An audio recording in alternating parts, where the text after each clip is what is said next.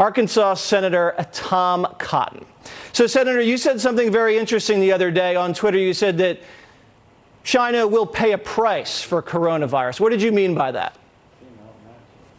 Jesse, thanks for having me on, and thanks for those very sensible words about what all Americans should do. Remain vigilant and take prudent precautions in their daily lives while we're working in the government to try to get this crisis under control. In the long term, though, we have to reevaluate our relationship with China. If China had been transparent with its own people and the world from the very beginning in early December, we might not have seen this virus spread so widely and so quickly all around the world. There have to be consequences for that. For instance, China now makes much of our basic pharmaceutical products. That has to change, and it has to change fast. There are going to be other consequences as we look ahead towards our relationship in China in the long term as well. Yeah, China actually threatened to withhold some pharmaceutical ingredients, and they said it would plunge America into a mighty sea of coronavirus. When you hear that type of talk from people in China, how does that make you feel as a U.S. Senator? Well, it makes me outraged at the Chinese Communist Party that they are threatening the lives of the American people by withholding basic pharmaceutical products like antibiotics.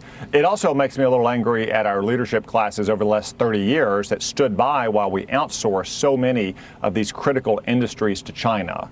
But that's water under the bridge. We can look ahead and we can make a change. We can say that if you're making these kind of critical products, whether it's pharmaceuticals or medical devices in China, it's time to pack up and get out. And if you don't do it on your terms, then you will do it on our terms. I would agree with that wholeheartedly. We also have something coming out from the Foreign Ministry of China. You know, they're saying that it might be the U.S. Army that put the virus in China. They're not taking responsibility for it originating in the Wuhan province. You know, that just looks like propaganda to me, but obviously everybody in the world knows where it started from, and we know the truth. We're now seeing people on MSNBC. One guy said it's gross to call it the Wuhan virus. I don't even know what that means. His colleagues in the mainstream media all throughout January, we're calling it the Wuhan virus. Let's roll some of that tape. On coronavirus. The Wuhan coronavirus. Much more on the Wuhan virus. The Wuhan coronavirus. The Wuhan coronavirus. Now on the latest on the Wuhan virus. The Wuhan coronavirus.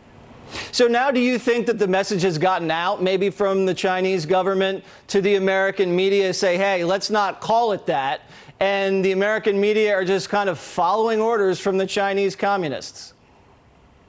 Yeah, Jesse, anyone who complains that it's racist or xenophobic to call this virus the Chinese coronavirus or the Wuhan virus is a politically correct fool, and they ought not to be listened to about anything, especially when it comes to how to stop the spread of this virus. In fact, as you say, the Chinese Communist Party right now is trying to blame this on America. In their Chinese language media at this very moment, they are telling their own people this did not come from Wuhan. It came from outside of China, perhaps the United States. That's why it's so important that we not let them get away with that kind of propaganda. And we put the fault exactly where it lies, which is on the communist leaders in Beijing. Yeah, well, we want to work with the Chinese to make sure everybody's healthy, but at the same time, we have to tell the truth. Senator, thank you very much. I appreciate it. Thank you, Jeff.